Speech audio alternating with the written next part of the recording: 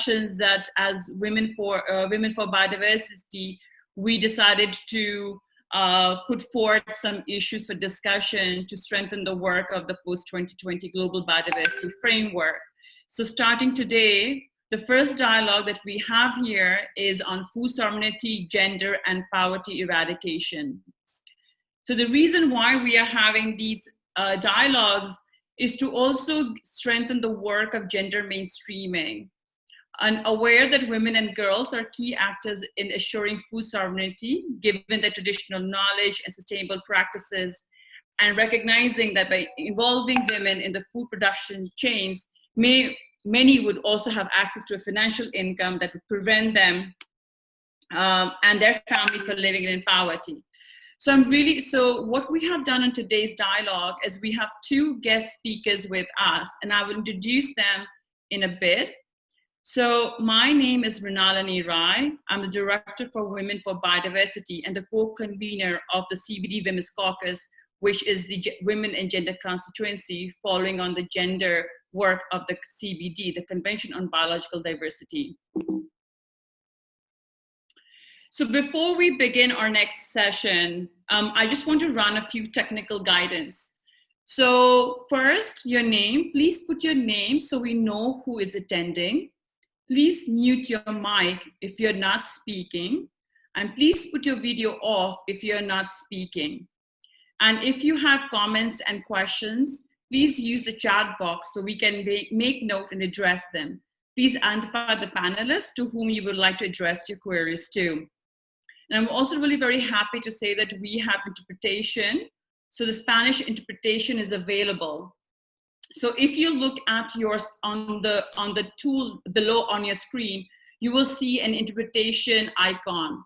So if you click on that, there in the waiting room, that is our colleague Paula, who will be assisting us with the translation. I also want to take this opportunity to thank Christina, who's also here with us, a very big supporter of our work, and is based in Indonesia, who will also be helping us with the translation for our second panelist, Dolvina, who will be speaking in Bahasa. Few quick things. We are recording this webinar, so this can be made available and be shared. So please let us know if there is something that you would not have a consent with. The webinar is going to go live on Facebook for the moment, and will be available on our YouTube channel, Women for Biodiversity CBD. So I don't know why this is coming. Okay, hold on.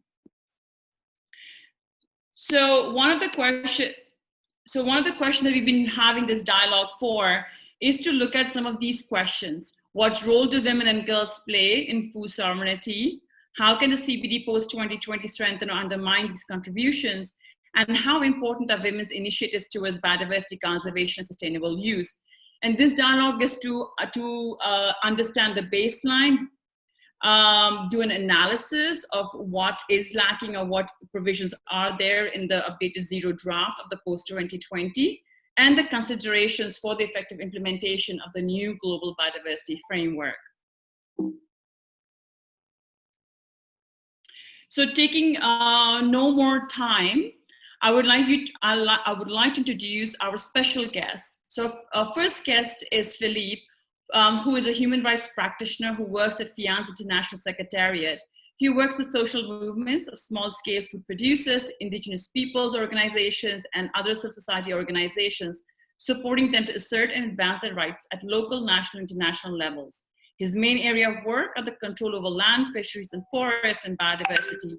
He also works on the financialization of people's territories, as well as on the impacts of digitalization on the rights to food and nutrition. And you can also find out more about their organization at the link below. The second special guest in today's dialogue is Dolvina, who is head of FoMMA, which is the Alliance of the People of the Kayan Mentarang National Park, and a recent winner of the Equator Prize 2020 for their work on collaborative management of Kayan Mentarang National Park and documentation and registering of indigenous territories. She's also an advocate of women and Indigenous people's rights and member of the local legislative assembly. She also holds a role in the Dayak Lundiak Indigenous Association. So first, with no more time, I will invite Philip to please share your presentation with the human rights to food security and the CBD post-2020. Thank you. Well, thank you very much for this introduction, and hello to all of you. I'm very honored to be here and really happy to be here.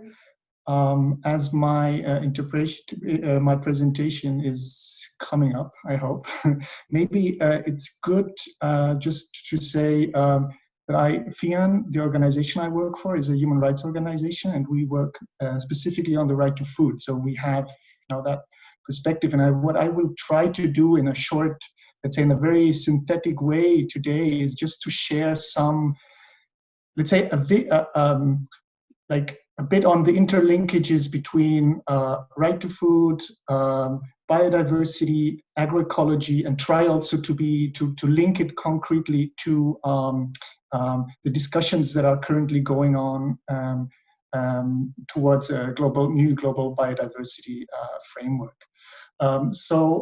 Could you go to the next slide, please? So I will just start with some very basic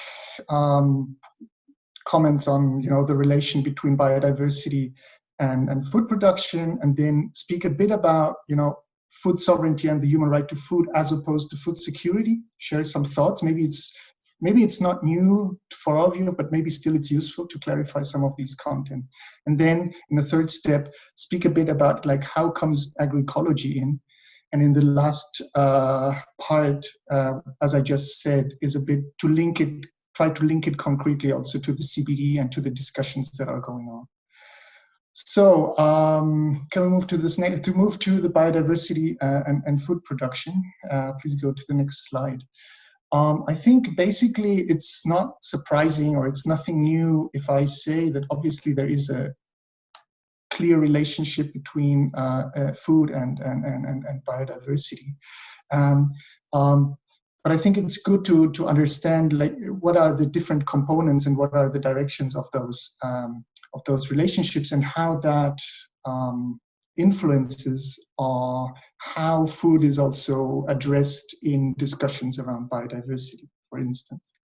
So the first thing to say is that obviously food production is largely depending on biodiversity and what is more on functioning ecosystems. So I think, and I think it's important to say, also to stress that we are not talking only about agriculture, but we're also talking about livestock keeping, pastoralism, artisanal fishing, hunting and gathering. So it's, I think sometimes we tend to focus a lot on agriculture, but it's broader than that.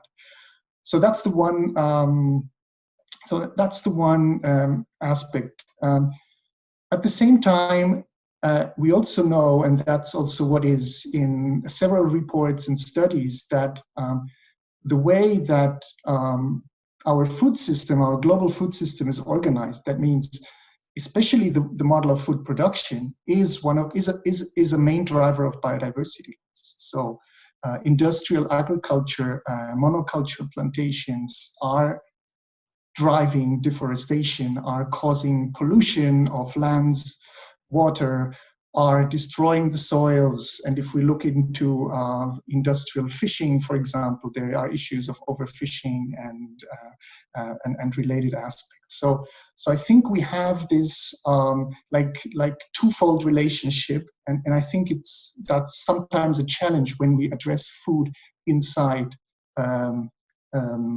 biodiversity discussion, because I think there's one danger that is that maybe when we just look at food narrowly and kind of we address biodiversity from there might be a risk that we are actually having a very utilitarian approach to biodiversity. Kind of we need biodiversity to feed ourselves and to do certain things, and that kind of in a way brings us away from considering nature and biodiversity also as something with an intrinsic value. And the other thing that I see also, and I think that is changing, but still, I think, and historically, food and agriculture have been considered mainly as a problem within this biodiversity discussions, and even in the CBD. I'm not someone who knows the CBD for a long time. I have been participating in some discussions more recently, but also looking at— Sorry, hi, Philip, sorry to interrupt. I just had somebody saying that they cannot see the slides. Can I get a thumbs up from people?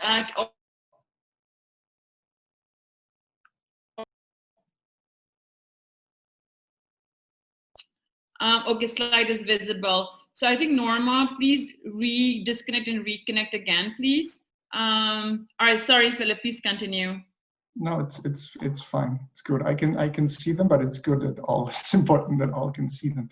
So yeah. So that was I'm saying is that you know, often when we look at food, it's more of a problem than a solution, and I think that's a problem, and that's something that many people and organizations have been doing work, and it's important to continue and that work, and agroecology is a key element in that discussion. Can we move to the next slide, please? So the next slide or the next thing that I want to share some thoughts or for discussion is about looking a bit into food sovereignty and the human right to food. And could you please move to the next slide? Yes. So historically, you know, and even today, when you go into spaces like the UN, you mainly the main framing of food is around food security, and food security is for many of us, and for us, for my organization, is a narrow framing because it's focuses a lot on availability of calories and other nutrients, and it doesn't look so much at issues of of how actually those calories and those nutrients get to the people. So it's not a lot about agency, and it's also it's also problematic in the sense of biodiversity and sustainability. So that's why social movements, and particularly organizations of small-scale food producers, so peasant farmers, small-scale fishers, pastoralists, have developed another concept that is food sovereignty. And the strength of food sovereignty is that it looks at those issues that food security omits, and that is especially issues of power and control. You know, so who controls how is food produced? Who produces food? Who controls the resources that are needed to produce food? So power and control, that's the one thing. And the other thing is that food sovereignty is defined, or has been defined, by the movements that have come up with this concept as intrinsically linked to rights. So it's basically, in very simple terms, the rights of people and communities to define their own food systems. So I think that's where probably you get this issue of agency and also of rights. And when we speak about rights, I think, and we also in the context of the CBD, we're in the UN system. I think it's always important to acknowledge that also the UN system also has developed the human rights framework, as probably all of you know, and there within that framework, the human right to food and nutrition is recognized, and it has been defined as a right that is realized when every man, woman, and child has physical access at all times to adequate means, food or means of its procurement. So there are many things in that definition that are really important. The one, the one aspect is that the right to food has different components. So it speaks about availability, so that you actually have there is actually food. It's about accessibility. That means that it's not there is food, but you have the possibility to access that. But it's also important, I think, in the context of biodiversity, it's also very important the components of adequacy and sustainability, so that that it's not just foodstuffs that you eat, but it's an adequate nutrition, an adequate diet that you have, and that it's sustainable and it's produced also sustainably. And in the human rights framework, it defines rights for the rights holders. So that's the people, that's us, that's the communities, and it puts clear obligations on states. And those are different obligations that they have to respect those rights. That means states must not infringe those rights, violate those rights. They have to protect, so they have to protect people from infringements by other actors, for example, corporations, and they have to create an environment where people can actually exercise these rights. And coming back to the issue of adequacy, it's also that in the history of human rights, as I said in the beginning, food security was a lot about availability of nutrients and calories, but not so much about the diet in itself. And over the years, there has been a development here that this nutritional well-being is also part of the right to food, and that means to have a diversified, balanced, safe, fresh, and adequate diet. Can you move to the next slide, please? So I think if we change the frame, if we use the food sovereignty and the right to food, provide us a broader frame to look at issues. And one of the things is also that you might have seen in the definition that was on the previous slide, that an important thing is also that it recognizes that the right to food is not just an individual right, but it's also a collective right. And there is a very close relation, obviously, between the right to food and women's rights, and the right of women to self-determination and to control their bodies and their lives. And this is not only linked to the issue of nutrition, but it's and to breastfeeding, even though those are important parts. But it's about women's, like all human rights, in a way, cannot be realized if women's rights are not recognized. And to close this part of my presentation is just also to remind you that there have been important advances in human rights law over the last years, and that specifically that are very important for biodiversity and that relate to the rights of indigenous peoples through the UN Declaration on the Rights of Indigenous Peoples of 2007, and more recently, the UN Declaration on the Rights of Peasants and other people in working in rural areas. And this recognition is important in the context of biodiversity because it recognizes that small-scale food producers and rural people particularly depend on those functioning ecosystems. And what is also important is that they also have this very essential role as stewards of these ecosystems. And in turn, that means that their rights need to be protected so that actually they can be stewards of those ecosystems. And it means that protecting the rights of these groups is an important measure to protect biodiversity. Can we move to the next slide, please? So coming to agroecology, and maybe we can directly move to the next slide. So I will try just to share this. When we speak about agroecology, there is not one definition, but I think in principle, most of the time what we speak about is a way of food production and a management that builds on and stimulates natural processes, and which is based on the co-evolution of human communities with their natural environment, as a very different approach to the industrial model that is based on domination, exploitation, and destruction. An important aspect of agroecology is the diversity, and that it's linked to complexity. So to complex food production. And what I would say also to stress, conceive them as agricultural ecosystems, right? So that we look into, if we look at biodiversity, we usually look into ecosystems, but these ecosystems can also be agricultural, they can be human-made, even though this interaction between cultivated biodiversity, there's also a link to wild biodiversity. So I think agroecology has many important aspects that pretty much build or are built on the premise to kind of stimulate biodiversity and to stimulate life in the ecosystem as a way of enhancing productivity and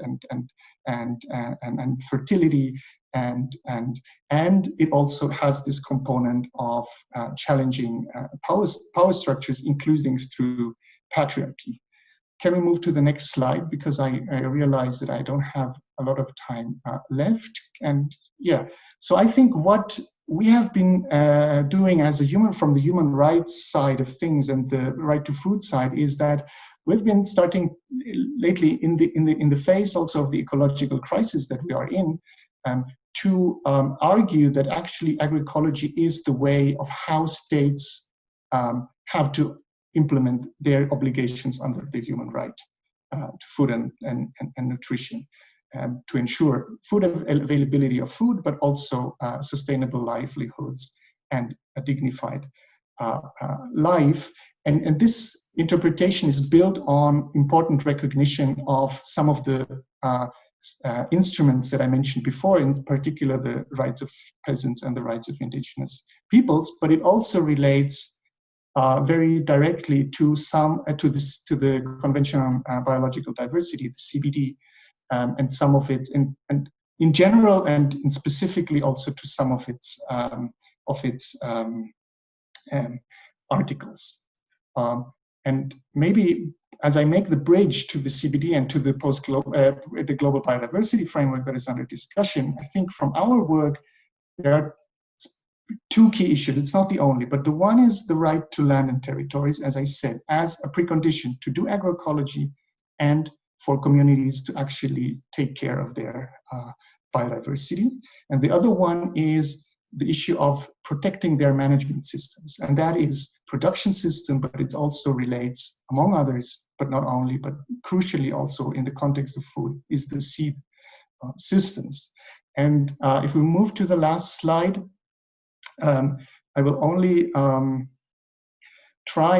what I try to do here is just to give us some thoughts or some basis to start discussing, like when we say we agree, like how can we move to this kind of, how can we operationalize this? How can we actually put forward agroecology in the post-2020 global biodiversity framework, and then look into the draft that we have. And I don't have time now to go through all of them, but I think maybe it can be good also, and we can come back perhaps for the final discussion. But I think the most evident part or place in the draft is that there is one specific target in the global biodiversity framework, which is around agricultural biodiversity. And that target is formulated in the draft in a very problematic way because it's based on productivity. And I think here we can probably think together of kind of twisting that and changing the whole approach of this target and kind of coming to get to a point where this actually is meaningful and helps us to advance agroecological production and reduce also the bad food systems and the bad production systems that we have. There are other places that are crucial when we look at the GBF, the draft GBF from the food and agriculture perspective. And I mentioned I put some of the targets here, and maybe we can come back to it later because I am aware that I have and to stop now. But I think I just wanted to share, some elements that perhaps can help us to think together. Like if we want to challenge the way food is in the current draft, then what are kind of smart ways of actually putting something meaningful in there? also something that is meaningful and that takes us to realizing women's rights and ensuring gender equality.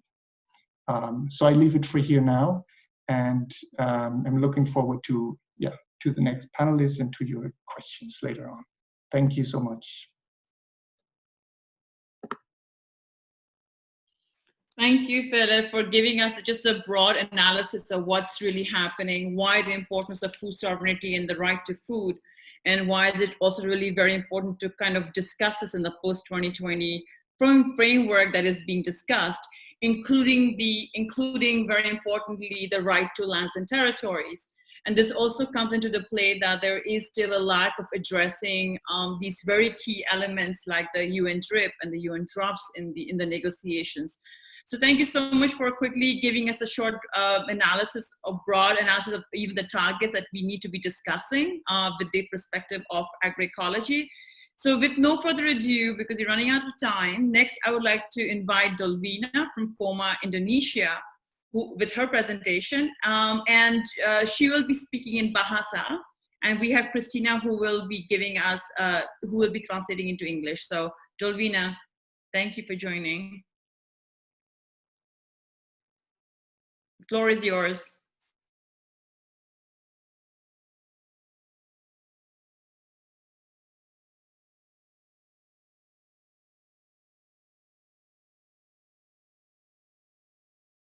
Hi Dolvina, can you access the mic? Baik, saya sedang berusaha untuk share screen, Bu Christina.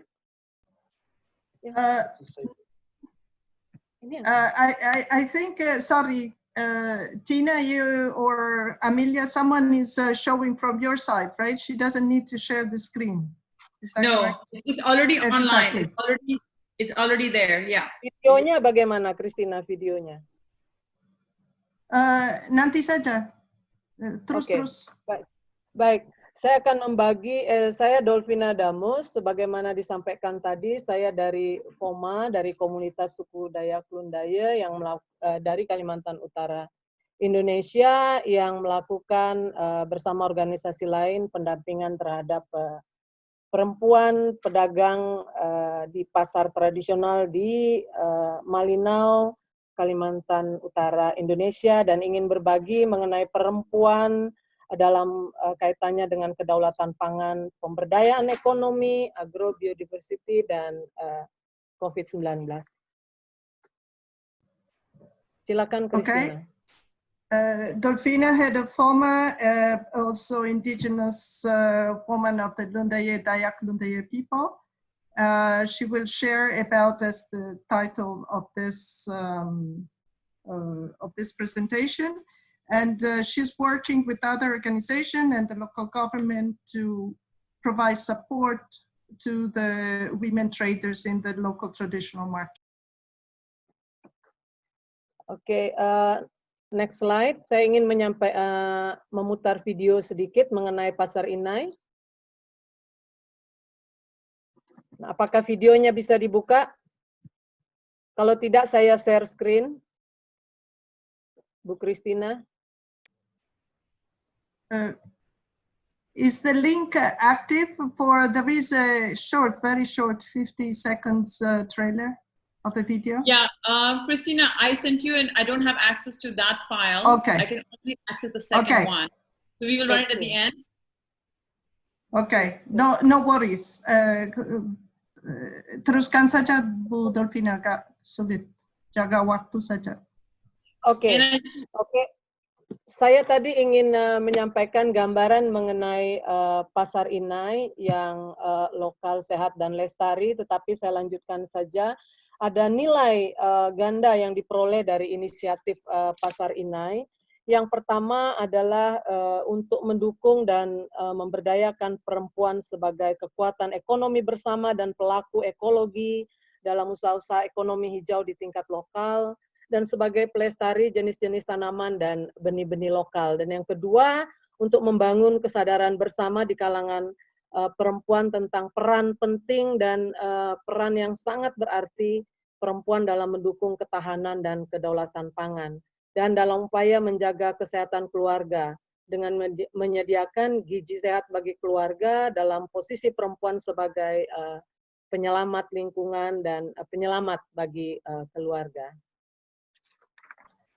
Christina, silakan. The case study that she's presenting is actually an illustration of all the concepts that were presented by the previous speaker, and speaks to the importance of economic empowerment of women, but also the role of women as biodiversity agents, ecological agents in their own right, the role that the awareness they can create and self-create about their role in securing healthy, safe, fresh, and culturally appropriate nutrition for their family and the community.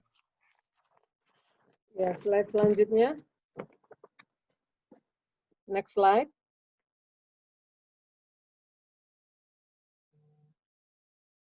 Oke, saya ingin menjelaskan awalnya adanya pasar inai atau pasar khusus ibu-ibu di Kabupaten Malinau ini bermula dari ibu-ibu yang menjual dagangannya dengan menggendong ke rumah-rumah, ke kantor-kantor, menawarkan jualannya. Nah, kemudian pemerintah melihat ini ada menyediakan lahan pinjam pakai sebenarnya untuk menghimpun pedagang perempuan ini. Nah, namun bertambahnya waktu semakin bertambah juga pedagang inai sehingga tidak bisa lagi ditampung.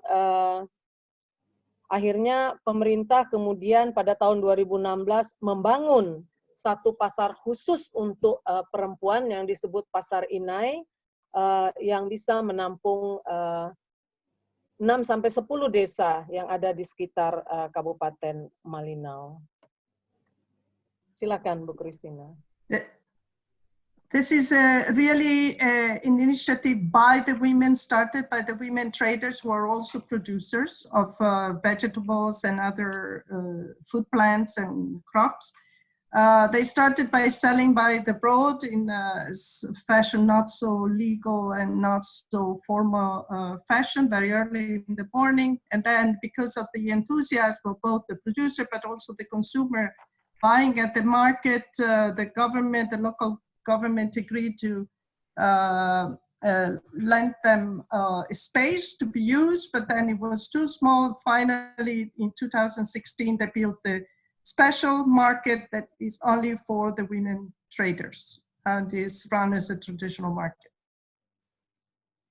Oke, selanjutnya. Next slide. Slide selanjutnya. Baik, kaitan perempuan sebagai pelaku ekologi dan pelindung lingkungan, yang pertama adalah bahwa perempuan ini adalah penjaga lingkungan. Mereka memelihara lingkungan, kemudian memelihara juga praktek-praktek pertanian tradisional, dan perempuan ini juga merupakan pelestari yang membantu dalam melindungi keanekaragaman hayati. Dalam praktek tradisional, perempuan inai sangat fleksibel dalam menyesuaikan kondisi alam yang sulit. Kalau dilihat foto yang ada di samping, itu sebenarnya kalau dilihat dari jauh adalah bukit yang cukup terjal, tetapi tetap ibu ini atau inai ini menanam berbagai jenis sayuran yang ada di situ, yang menunjukkan bahwa perempuan inai juga adalah melindungi keanekaragaman hayati. Dan tanaman lokal juga merupakan basis nutrisi yang baik dan sehat, karena ditanam, dibudidaya secara alami dan dipungut dari hutan di sekitar desa. Kemudian yang kedua, jenis-jenis sayuran dan buah-buahan yang dijual di pasar inai itu adalah merupakan jenis yang khas dan bersifat lokal, yang merupakan hasil dari upaya perempuan-perempuan inai memelihara benih-benih yang diwariskan dari secara turun-temurun, sehingga tetap dijaga sampai saat ini. Silakan Bu Christina. Yes, it's very important to underline the role of women as biodiversity keepers and protectors, and their agency is very fundamental. We can see in the photo as illustrated that what they, first of all, they adapt their practices. They're mainly practiced by women to the local environment and to the natural geographical condition of the place. This happens to be a very steep slope, but they still plant all sorts of different plants, mostly for food, for the food security, but also reflects the food sovereignty, the way they define what they need, what they want to plant, and what they consume and sell. Next slide. Slide selanjutnya. Okay. Ini adalah jenis-jenis varietas jenis-jenis tanaman lokal yang khas hanya bisa ditemukan di Kabupaten Malinau dan yang sangat dicari oleh konsumen. Ini adalah contoh jenis varietas lokal. Silakan Bu Caya. Some examples of local food crops, including wild plants that are collected also by women, because there is a strong integration between the cultivated and the uncultivated, or so-called wild. Yeah, next slide. Slide selanjutnya, dalam konteks perempuan sebagai pelaku ekonomi lokal, umumnya di pasar tradisional dan khususnya di Malinau itu sudah dibangun atau dibentuk beberapa pasar tradisional, dan umumnya perempuan yang memiliki kontrol terhadap perdagangan di pasar-pasar tradisional, perdagangan skala kecil ini, dan wanita juga sekaligus sebagai produsen di pasar tradisional tersebut.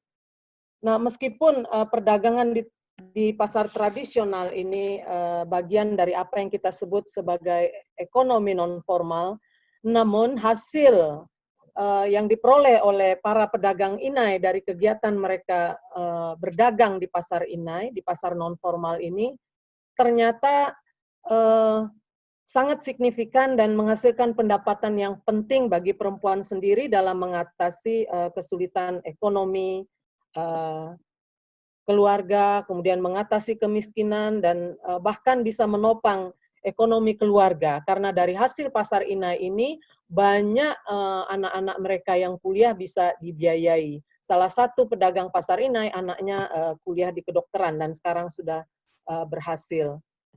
Sebagai contoh, di pasar inai, hasil rata-rata pasar inai per hari itu bisa mencapai 400.000 per hari. Nah, satu pasar dengan lebih dari 120 pedagang dari 10 desa di sekitarnya. Belum lagi pasar tradisional yang lain yang sekarang sudah memang dibangun di beberapa desa yang belajar dari pasar inai ini. Demikian Bu Christina. This initiative is very important in terms of income generation for the women. They have control of the trade, they have control of the production, and control of the market.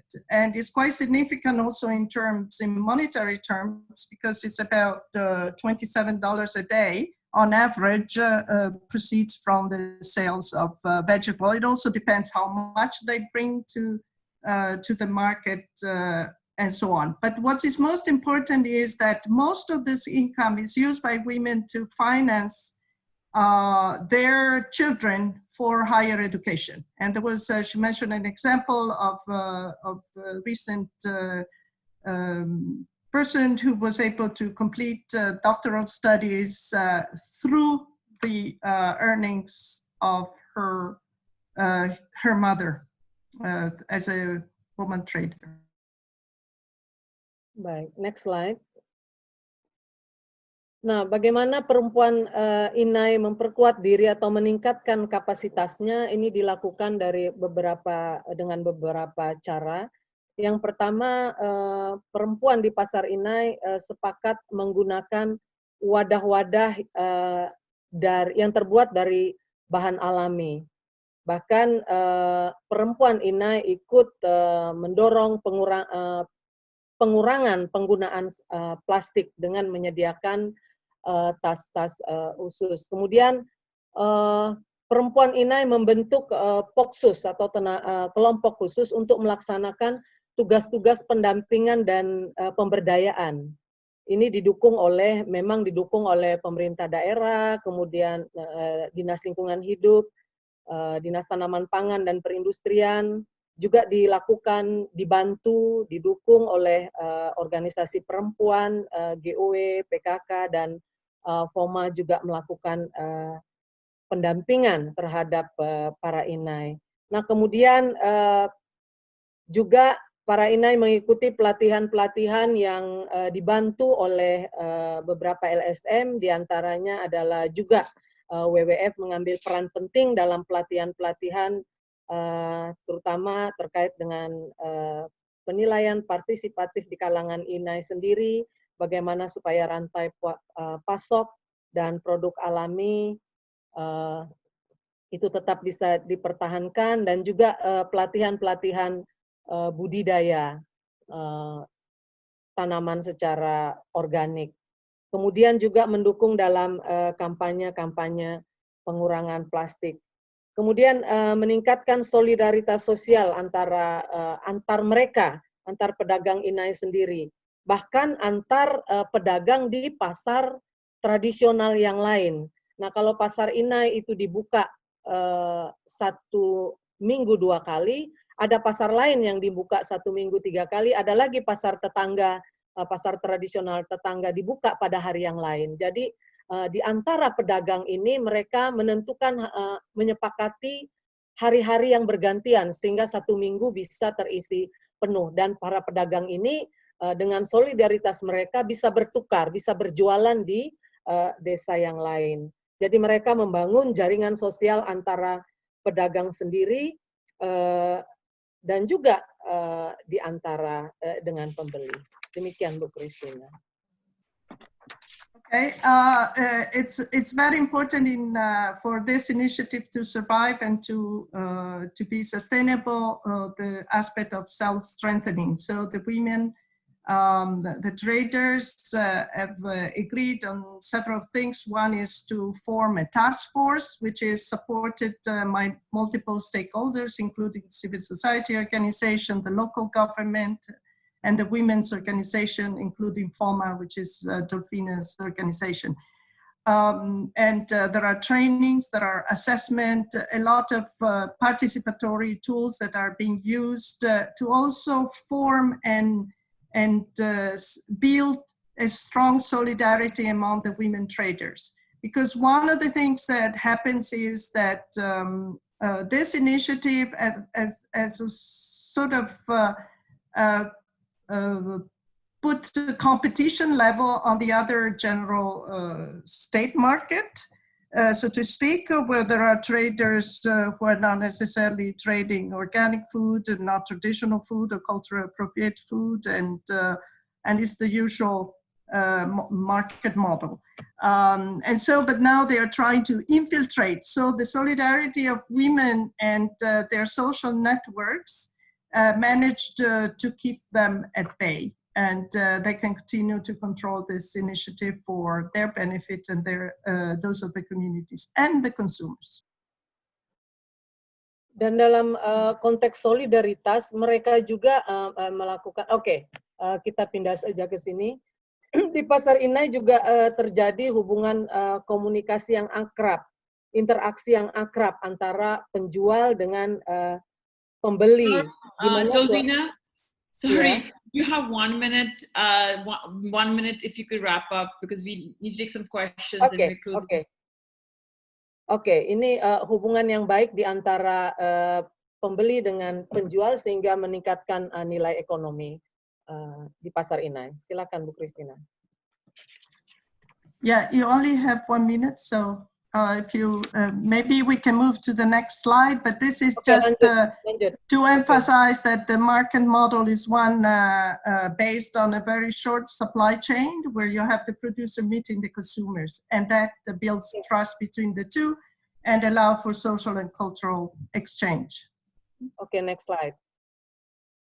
Next slide terkait dengan COVID. Ini hal yang penting, pada saat COVID itu sempat ditutup pasar inai karena pembelinya jauh lebih banyak dari pasar yang lain sehingga ditutup, dan ini membuat kegelisahan di karangan pedagang inai dan juga konsumen karena kehilangan sumber pendapatan, konsumen kehilangan makanan sehat, sehingga dilakukan aksi-aksi lapangan untuk membuka pasar inai kembali. Poksus kemudian membuat aksi lapangan, kemudian membuat juga surat aspirasi, dan ada tekanan melalui medsos yang dilakukan oleh Poksus sehingga akhirnya pasar ini dibuka kembali. Intinya adalah begitu besar pengaruh pasar inai bagi persediaan pangan sehat bagi masyarakat Malinau sehingga konsumen bereaksi. Silakan Bu Christina. COVID lockdown presented enormous challenges for the women because the market was closed by the government because of lockdown, but through their resistance in terms of action, they continued to sell illegally, so to speak, in other places, plus through the negotiation of the local parliament, they managed to get the permission to reopen in June and to so preserve their income because it's fundamental for their economy. Oke, terakhir, slide terakhir. Slide terakhir, pembelajaran dari adanya pasar inai ini adalah pentingnya peran perempuan sebagai pelaku ekonomi dan agen ekologi dalam membangun ketahanan ekonomi dan keamanan keluarga. Dan kemudian pembelajaran untuk ke depan adalah bagaimana di tingkat lokal itu kita mengupayakan pengakuan dan dukungan dari dukungan dana, karena tentu dukungan dana ini sangat penting bagi peningkatan sarana prasarana bagi upaya pertanian organik, pertanian alami bagi para inai, dan ini diupayakan melalui APBD dalam program pengaruh utamaan gender. Kemudian perkembangan pasar tradisional perempuan secara online akan didorong, kemudian juga kuliner tradisional yang sekarang sudah mulai bermunculan, dan bagaimana upaya sertifikasi pasar sebagai pasar lokal, adil, sehat, dan berkelanjutan. Dan kemudian mereplikasikan model pasar inai ini ke tempat-tempat yang lain dan memperpendek rantai pasok untuk mengupayakan harga yang wajar dan adil. Saya kira itu slide terakhir. Silakan Bu Christina. Yeah. Sorry, after this presentation, Christina, can we then keep more inquiries on the questions? Thanks. Please.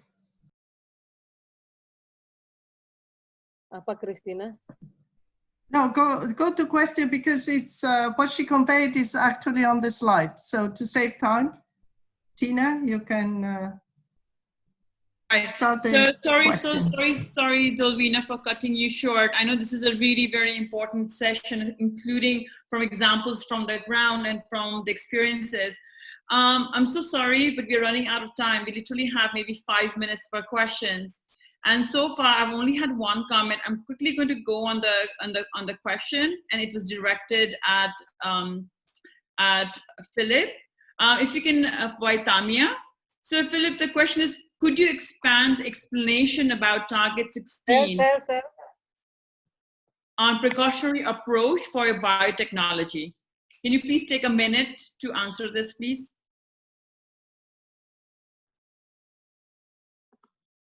Yes. Can you hear me? Okay. Well, I think, first of all, the relevance is obviously, I mean, this is about biotechnologies. So I think it's, obviously biotechnology is not an issue only for food crops or for food production. I think it's generally a concern for biodiversity and the concern specifically also for contamination, you know, of GM crops can contaminate, be it wild or cultivated or crops. So what I wanted to say is, I think that if we look at the draft and we look at kind of what are the most relevant targets for food in the context of biodiversity, I think the 16, this one is very important. And I think a general comment is that for the proposed draft as it is proposed, it's just that it's very weak. You know, I think it's very kind of and yeah, it doesn't help us in a way to actually protect the crops that farmers, that indigenous peoples grow in their fields be contaminated, and that the ecosystems will be contaminated. So I think the main point I think is that I wanted to make is that this target needs to be kind of much more based on and much more strongly anchored in the precautionary principle, which is one of the basic principles of international environmental laws, and including in the context of the CDD. So I think that was my main point, in a way to really make sure that this is based on the precautionary principles, and it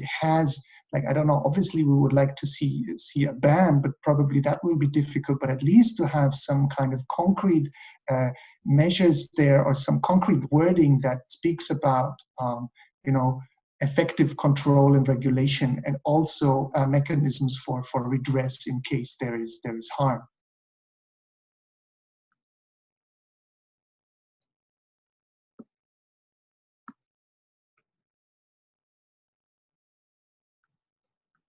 Thank you, Philip, for your response, and I hope that is helpful. I'm really sorry, we have to close in about maximum 2 minutes. So if all of you can put your video on so we can take a snapshot of who everybody is and where everybody is from, that would be great, so we can see who all are there.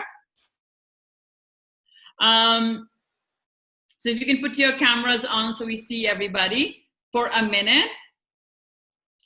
So thank you, everybody. As I'm closing this, I'm really sorry we could not take any more questions because we have to give the space for another youth event. So please feel free to get in touch with us for further queries, and we will be disseminating the PowerPoint presentation to all the participants, including the link to the webinar onto our YouTube channel. So having said that, Kamal Dai, I know you had one question, and I will be addressing that. Christina already did, so thank you so much. So having said that, thank you very much for being part of the session, and we hope that we can get this discussion ongoing. So please feel free, if you want to be part of a working group that would like to work on this issue, especially with the perspective of gender, because we really have that perspective missing in the post-2020. So with this message, I'm really sorry, I think we have to close, but and we would welcome your thoughts in the coming days. So Dolvina, any last thought? Half a second before we lose this session. Your mic is off.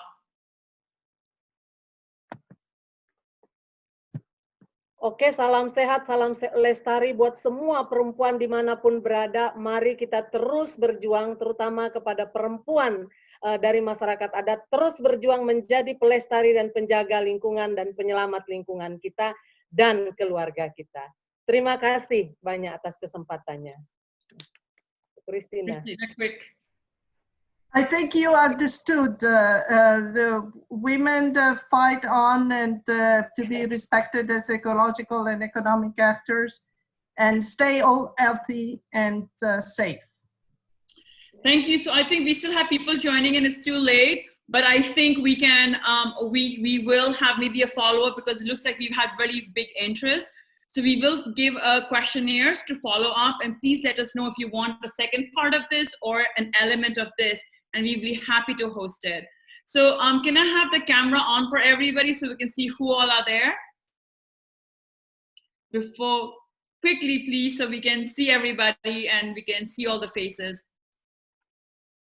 Yeah, if you, I have not forced you to put your camera on, but if you can, that'll be great. This is also for our social media.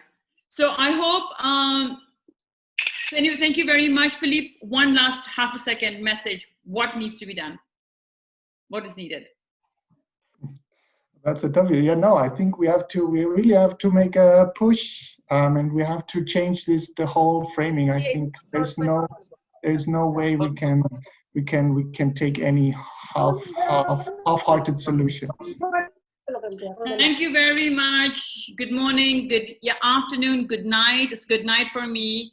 And thank you for all my guest speakers for making the time to be here, and also my technical support, Amelia, who's working behind the scenes, and also Christina for helping with the interpretation, and Paula for the Spanish. So thank you very much. Good night.